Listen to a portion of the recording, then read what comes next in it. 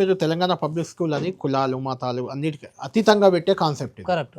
ఇటు బయట చూస్తే గురుకులాలు, ఎస్సీ గురుకులాలు, ఎస్టీ గురుకులాలు, బాలికల గురుకులాలు, బాలరాయి, ఇట్లా రకరకాలుగా రెసిడెన్షియల్ సిస్టమ్ ఒకటి ఆల్రెడీ ఎస్టాబ్లిష్ అయింది. మన దగ్గర 29 రకాల స్కూల్స్ ఉన్నాయి. అవును, చాలా ఉన్నాయి తప్పు అది. రకరకాల పేర్లు, మైనార్టీ, తప్పు, అదే ఇది తప్పు, కరెక్ట్ కాదు. కస్తూరిబా గురుకులాలు అని మీరు రకరకాల- బయట ఆ, elementary school, middle school, high school, 12th వరకు అంతే. ఇంతే ఉంటాయి ఎక్కడైనా కానీ. ఉమ్, సో ఇవి ఇట్లా పెట్టుకుంటే కూడా బాగుంటుంది, బట్ ఇట్లా పెట్టుకున్నంత కూడా ఇన్వెస్ట్మెంట్ పెరుగుదని నేను అటు ఒకటే స్కూల్ రికమెండ్ చేశాను యాక్చువల్గా. దానికి అందుకని మేము అన్ని మార్చే కూడా ఒకటే అవకాశం అంబ్రెల్లా కింద తీసాం. మనం వస్తుందా సాధ్యమేనా? పాలసీ ఉమ్. సీఎం అనుకుంటే అయిపోద్ది. మీరు సీఎం గారే Cabinet కాదు, అనుకుంటే పోద్ది. మీరు ఇచ్చిన పాలసీ సీఎం గారికి కాదు ఇచ్చింది, ఎడ్యుకేషన్ మినిస్టర్ కూడా ఆయనే, ఫైనల్ డెసిషన్ ఆయనదే ఇక. సమాజానికి కూడా ఇచ్చాం, అంతే. ఆ. సమాజానికి కూడా ఇచ్చాం. సమాజానికి కూడా ఇచ్చారు, ఓపెన్ గా పెట్టారు డాక్యుమెంట్ ఇది.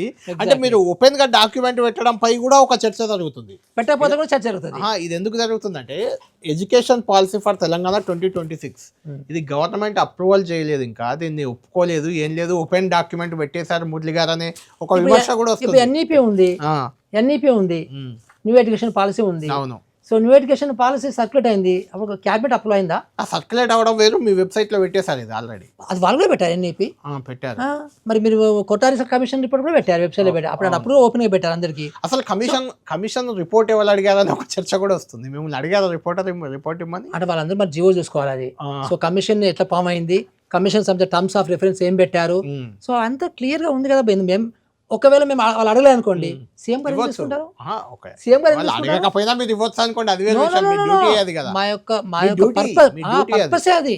Whole main purpose of constitution ఏంటంటే ప్రీ ప్రైమరీ నుంచి మొదలుపెట్టి సో యూనివర్సిటీ ఎడ్యుకేషన్ వరకు ఇంక్లూడింగ్ టెక్నికల్ ఎడ్యుకేషన్ వరకు అంతా కూడా కలిపి కాంప్రహెన్సివ్ పాలసీ ఇవ్వమని జియో ఇచ్చారు గవర్నమెంట్. ఓకే, మంచి పాలసీ. చాలా అంశాలు కొన్ని వివాదాస్పదం మారినా చాలా మంచి పాలసీని మీరు థ్యాంక్ యూ ఇచ్చారు. అండి. అంటే మీకేమనిపిస్తుంది మురళి గారు, ఈ పాలసీ నిజంగా ఇంప్లిమెంట్ ఈ ప్రభుత్వం చేస్తుందని అనిపిస్తుందా?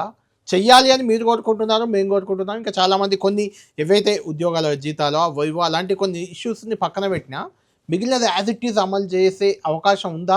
ఒకవేళ చెయ్యాలని అనుకుంటే ఎన్ని సంవత్సరాలు పడుతుంది ఇది మొత్తం మీరు ఇచ్చిన పాలసీ మొత్తం అమలు అవ్వాలంటే? First thing I'm very happy that అదే క్షణంలో ముఖ్యమంత్రి గారు 200 తెలంగాణ పబ్లిక్ స్కూల్స్ అప్లై చేశాడు. అసలు 200. దేశం మొత్తంలో ఆ క్షణంలో డిసిషన్ తీసుకున్నది ఇంతవరకు ఏ కమిషన్ జరగలేదు. Yes or no? Proposal based గా. Yes or no? అవును.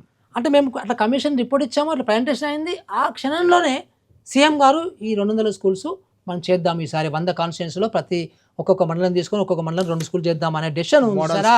Model school that is a very success కదా, గుడ్ థింగ్ కదా. ఇంతవరకు ఏ కమిషన్ లో కూడా జరిగి ఉండదు ఇట్లా. నిర్ణయం తీసుకోవడం అనేది ఆన్ రికార్డో ఓరల్ గానో పేపర్ మీద ఉండడం వేరు, ఫిజికల్ గా ఇంప్లిమెంట్ అవ్వడం వేరు. అవి కట్టి అందులో విద్యార్థులకు అడ్మిషన్లు ఇచ్చి అవి నడిచినప్పుడు మీ డెసిషన్ అమల్లోకి వచ్చినట్టు. అంటే ఫస్ట్ థింగ్ నిర్ణయం తీసుకోవడం కూడా డెసిషనే.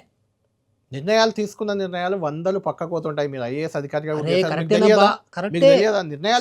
అది మీకు నెక్స్ట్ ఇప్పుడు బడ్జెట్ లో పెడితే తెలిసిపోద్ది అనుకోండి, అప్పుడు తెలుస్తుంది.